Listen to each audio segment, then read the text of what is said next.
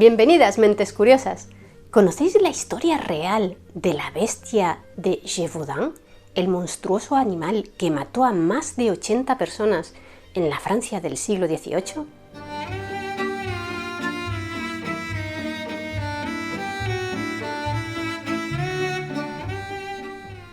Entre los años 1764 y 1767, en el sur de Francia, el antiguo condado de Gévaudan, cuyo territorio es el del actual departamento de l'Auxerre, fue el escenario de los atroces ataques de una misteriosa bestia sobre cuya naturaleza aún hoy se debate. La prensa europea de la época se hizo eco del caso y las autoridades francesas tuvieron que organizar una de las mayores cacerías de la historia. En junio de 1764, cerca de la localidad de Langogne, la pastora de un rebaño bovino afirmó haber sufrido el ataque de una bestia que le rasgó los ropajes. Según ella, había logrado salvarse gracias a que sus bueyes la habían defendido. Pero aquel mismo mes, el día 30 de junio, no muy lejos de allí, la bestia se cobró su primera víctima oficial. La joven Jeanne Boulet, de 14 años, vecina de Ibac. En su certificado de defunción, el párroco local indicó que fue víctima de la bestia feroz, lo que hace pensar que ésta ya había atacado otras veces con anterioridad y su existencia era conocida antes de aquella muerte. Un mes después, el 8 de agosto, en la aldea de Masmejon, otra joven de 14 años murió en sus garras. Durante el mes de septiembre hubo más víctimas, esta vez en el bosque de Mercoire y sus alrededores. Los aldeanos de la zona organizaron varias partidas de caza, pero no lograron dar con la bestia. Ni siquiera algunos cazadores profesionales, llegados desde Mende para ayudarlos, tuvieron éxito. Como el número de víctimas seguía aumentando, el conde Montcalm, gobernador de la provincia, ordenó al capitán Duhamel, al mando del regimiento de tropas ligeras Clermont-Prince, que dirigiera las operaciones de caza. Pero, ¿qué es lo que estaban cazando exactamente? ¿De qué tipo de animal se trataba? Ese es el principal misterio. Lo más lógico sería pensar que se trataba de un lobo, pero en los registros oficiales no se habla de un lobo, sino de una bestia. Y es que la mayoría de los lugareños que afirmaron haberla visto en alguna ocasión, aunque estaban acostumbrados a ver lobos, no identificaron a aquel animal como un lobo. Y dado que no sabían qué tipo de animal era, simplemente lo llamaron la bestia. Un año antes del primer ataque oficial, se habían producido una serie de ataques bastante similares en la provincia de Dauphiné, y algunos historiadores opinan que pudieron ser obra del mismo animal. La descripción de aquella bestia de Dauphiné era la de un ser del tamaño de un lobo muy grande, de color café tostado, con una raya casi negra en la espalda, el vientre de color blanco sucio, la cabeza muy grande y una especie de pelusa formando una borla en la cabeza y junto a las orejas. Además, tenía una cola cubierta de pelo como la de un lobo corriente, pero más larga y enrollada al final. El capitán Duhamel y sus soldados hicieron grandes batidas en el bosque de Mercoire, pero nunca llegaron a ver a la bestia.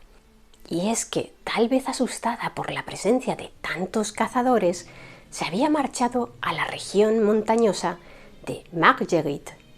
En octubre, en el pueblo de Apché, mató a una joven cuya cabeza fue encontrada 8 días más tarde.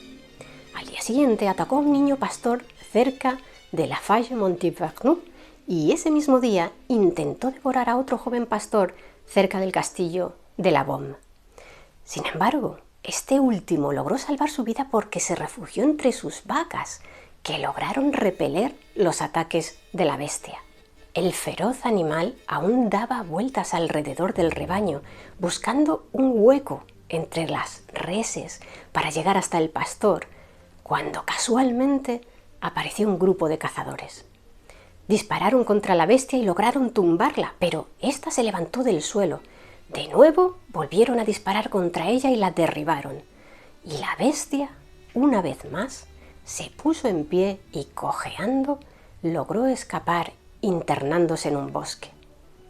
¿Qué tipo de animal es capaz de resistir los balazos de aquella manera? Existen diferentes posibilidades para explicar que los proyectiles no dañaran a la bestia.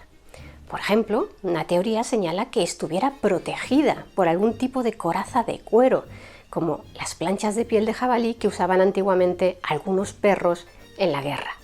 Otra teoría es que la distancia y el tipo de proyectiles empleados, que en aquel entonces no eran tan efectivos como en la actualidad, dificultaran su penetración en la carne de la bestia.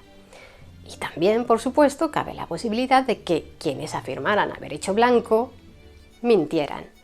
Pero, como veremos, aquella no fue la única vez que derribaron a la bestia. Después de su derrota junto al castillo de la Beaume, la bestia se marchó al sur y siguió aumentando su lista de víctimas. Pese a que las autoridades ofrecieron una recompensa de 2.000 libras francesas por su cabeza, en diciembre mató a otras 5 personas. El obispo de Mende, Gabriel Florente de Choiseul-Beaupré, quien también ostentaba el título de conde de Gévaudan, envió a todas las parroquias un mandato en el que afirmaba que la bestia había sido enviada por Dios para castigar a los hombres por sus pecados y ordenó que se recitaran oraciones de 40 horas durante 3 domingos seguidos. Aquella orden del obispo solo sirvió para que algunas de las familias de las víctimas ocultaran el motivo real por el que habían muerto sus seres queridos, que era la bestia, ya que, dado que ésta había sido enviada por Dios como castigo, eso significaba que sus víctimas o los padres de sus víctimas, si éstas eran niños, podían ser señalados como pecadores. Eso contribuyó a que los historiadores no se pongan de acuerdo en cuanto al número total de víctimas, que sitúan entre 88 y 124 aproximadamente. Por desgracia, a la bestia las oraciones le dieron igual y siguió matando. El 12 de enero de 1765, en la aldea de Chanaleil, 5 niños y 2 niñas de entre 8 y 13 años salieron a pastorear en grupo, temerosos de que pudiera aparecer la bestia. Y apareció. Los niños, armados con palos a los que habían atado unas cuchillas, se agruparon para defenderse del ataque y la bestia comenzó a dar vueltas a su alrededor. Logró morder en la mejilla a uno de los niños más pequeños y en su siguiente ataque enganchó entre sus dientes el brazo de Joseph Panafieux y se llevó al chiquillo a rastras. Uno de los pastorcillos sugirió que los demás deberían aprovechar para huir de allí, pero el más mayor, Jacques-André Portefeux, de 13 años, los convenció para intentar rescatar a Panafieux. Corrieron tras la bestia y cuando la alcanzaron, lograron que soltara a su presa a base de lanzarle estocadas a los ojos. Alertados por los gritos, algunos adultos llegaron al lugar y la fiera salió huyendo. Como premio por su valentía, el rey de Francia, Luis XV, pagó la educación de Portefeux durante 5 años, hasta que ingresó en el Real Cuerpo de Artillería y se hizo teniente. Además, para acabar de una vez con la bestia, el monarca hizo que enviaran a la zona al mejor cazador de lobos de toda Francia, Jean-Charles Marc-Antoine Fromel de Neval, quien llegó a Gévaudan en marzo, acompañado de su hijo, y relevó al capitán Duhamel al mando de las cacerías. Ese mismo mes, al mediodía del 14 de marzo, en Saint-Albin, una mujer llamada Jeanne Joubert se encontraba tranquilamente frente a su casa con 3 de sus hijos, cuando de repente la bestia apareció por encima de un muro y apresó a su hija de 9 años. Jeanne sostenía en brazos a su hijo pequeño, de tan solo 14 meses, pero lo dejó en el suelo, se lanzó sobre la bestia y logró que soltara a su hija. La bestia entonces trató de morder al pequeño, pero la madre se interpuso y logró impedirlo. Sin embargo, la bestia entonces se lanzó sobre su otro hijo, Jean-Pierre, de 6 años, y se lo llevó arrastrándolo del brazo. Jean Jouve, una vez más, se lanzó contra la bestia y peleó con ella cuerpo a cuerpo. Derribada por el animal, recibió varios mordiscos y arañazos, y la bestia volvió a marcharse con Jean-Pierre. Entonces aparecieron los 2 hijos mayores de Jean, que lograron liberar a su hermano y hacer huir a la bestia. Por desgracia, el pequeño murió 5 días después por las heridas que sufrió en el ataque. Como premio por su heroica lucha, el rey le entregó a Jean Jouve 300 libras. A la hora de elegir a sus víctimas, la bestia no mostraba preferencia por hombres o mujeres. Mató a ambos casi en la misma proporción. Sin embargo, sí que atacaba más a niños que a adultos. Pero eso es algo lógico porque muchos niños o adolescentes solían trabajar de pastores y por tanto solían encontrarse en los campos expuestos a los ataques y muchas veces solos. Además, eran un objetivo más pequeño e indefenso que las personas adultas. La bestia era bastante osada. La mayoría de sus ataques se produjeron de día y varias de sus víctimas fueron atacadas en el interior de los pueblos. Según los testimonios, cuando la bestia, al lanzarse sobre su objetivo, se encontraba con resistencia, se alejaba 40 pasos, se sentaba sobre su trasero durante un rato y si veía que nadie la perseguía, volvía al ataque. Y no siempre lo hacía por hambre, para devorar a su presa. En algunas ocasiones parecía ser un animal muy agresivo que solo quería matar. Otro dato significativo sobre ella era su agilidad, puesto que a un lobo normal le habría resultado muy complicado saltar por encima del elevado muro que superó la bestia antes de atacar a Jean Jouve y sus hijos. Días después de aquel ataque, en la cercana localidad de La Chaumette, 3 hermanos apellidados Marlet divisaron a la bestia a 200 metros de su casa, cogieron sus armas, corrieron hacia ella y abrieron fuego. Lograron alcanzarla 2 veces, una en el cuello, pero en ambas ocasiones la bestia se rehízo y finalmente escapó. Para entonces, la prensa francesa ya se había volcado con el caso y desde todos los rincones del reino se proponían métodos para acabar con la misteriosa fiera. Sin embargo, el reputado Denneval, pese a su historial de más de 1200 lobos cazados, no lograba dar con ella. De modo que el 8 de junio el rey decidió enviar a Gévaudan a uno de sus mejores arcabuceros, François Antoine, acompañado de 8 capitanes de la Guardia Real, 6 guardabosques y 2 detectives para relevar de su puesto a Denneval. Desde el principio, François Antoine estuvo convencido de que la bestia era un lobo de gran tamaño, a juzgar por las huellas que dejaba. En agosto, la sirvienta del párroco de Polac, una joven de 20 años llamada Marie-Jeanne Vallée, logró herir a la bestia en el pecho con una lanza casera cuando la fiera la atacó mientras cruzaba un arroyo con unas amigas. Una vez más, la fiera huyó. En cuanto François Antoine tuvo noticia de aquel ataque, fue a visitar el lugar donde se había producido y confirmó que las huellas eran similares a las de la bestia. Desde entonces, Marie-Jeanne Vallée fue apodada la doncella de Gévaudan. Un mes más tarde, el 19 de septiembre, François Antoine recibió el aviso de que un lobo muy grande merodeaba cerca de Saint-Julien-de-Chasses. Rápidamente acudió a la zona y en el bosque de Pommier, el día 21, desplegó a 40 tiradores para que la bestia no volviera a escapar. El propio François Antoine, apostado en un desfiladero conocido como el Barranco de Beal, divisó a la fiera a 45 metros de distancia. Su mosquete estaba cargado con una bala y más de 30 piezas de metralla denominadas perdigones de lobo. Abrió fuego y la bestia cayó, pero enseguida se levantó y cargó contra él.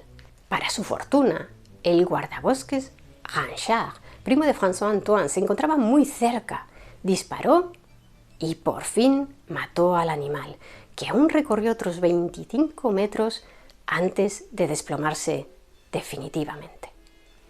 Se trataba de un gran lobo de unos 60 kilos y 180 centímetros de longitud.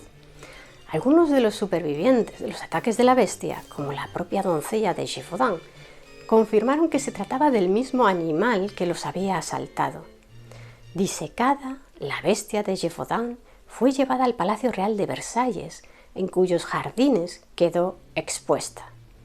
Oficialmente, todo había terminado. Sin embargo, a principios del año siguiente, 1766, la bestia reanudó sus ataques, o al menos eso opinaban las autoridades locales que trataron de informar al rey, pero Luis XV ya había dado carpetazo al asunto, considerándolo resuelto, al igual que los periódicos. En París ya nadie estaba interesado en las nuevas muertes que seguían produciéndose en Gévaudan. Durante todo un año, la bestia siguió cobrándose nuevas víctimas, especialmente en la primavera de 1767, hasta que el 19 de junio, una batida organizada por el marqués d'Auchet en el monte Mouchet logró dar con ella en un lugar conocido como Sogne d'Auvergne. Uno de los participantes en la batida, Jean Chastel, un granjero y tabernero con fama de buen cazador, alcanzó a la bestia con un disparo cargado con una bala y 5 perdigones, y acabó con ella. El rey encargó al naturalista Buffon que examinara el cadáver del animal, y este, pese al avanzado estado de descomposición de los restos, ya que lo analizó semanas después de su muerte, entre julio y agosto, concluyó que se trataba de un lobo de gran tamaño. Los restos fueron enterrados y, ahora sí, los ataques de la bestia de Gévaudan no volvieron a producirse. Existen muchas teorías diferentes acerca de la naturaleza de la bestia. Aunque la mayoría de los historiadores opinan que se trataba de un lobo, no se ponen de acuerdo en si realmente fue uno solo o si tal vez fueron varios, actuando en la misma zona, los que dieron pie a la creencia de que existía una sola bestia capaz de recuperarse de las heridas y tener en vilo a la región durante más de 3 años. También existe la hipótesis, sustentada en las descripciones de algunos testigos, de que se tratara de una fiera exótica, como una hiena o un tigrón, ya sabéis, un híbrido de tigre macho y leona criados en cautiverio. El propio obispo de Mende, en una carta, la describía como una bestia feroz, desconocida en nuestros climas. Otro de los indicios que hacen sospechar que tal vez no fuera un lobo es que estos no suelen atacar a los humanos. De hecho, normalmente los lobos rehúyen la presencia humana, sobre todo cuando no actúan en manada. Eso alimentó la teoría de que tal vez fuese un cruce del lobo y algún perro grande, como un mastín. También se ha llegado a plantear la hipótesis de que se tratará de un lobo rabioso, pero ninguna de las personas heridas en sus ataques desarrolló la enfermedad. ¿Y qué hay de la raya negra en el lomo de la bestia que describieron los testigos? En ninguno de los 2 grandes lobos cazados se halló esa raya, lo que parece apoyar el punto de vista de quienes creen que se trataba de un perro de guerra adiestrado para matar, ya que aquella raya oscura coincidiría con el aspecto de los petos de piel de jabalí que solían portar como armadura. Por último, aunque también han circulado historias acerca de un posible asesino humano que empleara animales adiestrados para cometer sus crímenes, o de un psicópata que enmascarara sus crímenes haciéndolos pasar por obra de una bestia o incluso de un hombre lobo, en realidad no hay pruebas que sustenten esas teorías y casi todas son fruto de obras de ficción escritas en el siglo XX. ¿Y vosotros? ¿Qué teoría sobre la bestia creéis que es la más acertada? Me gustaría que nos lo contarais abajo en los comentarios. Y si queréis conocer más historias interesantes, suscribíos a nuestro canal. Muchas gracias por estar ahí, mentes curiosas. Nos vemos en el siguiente vídeo.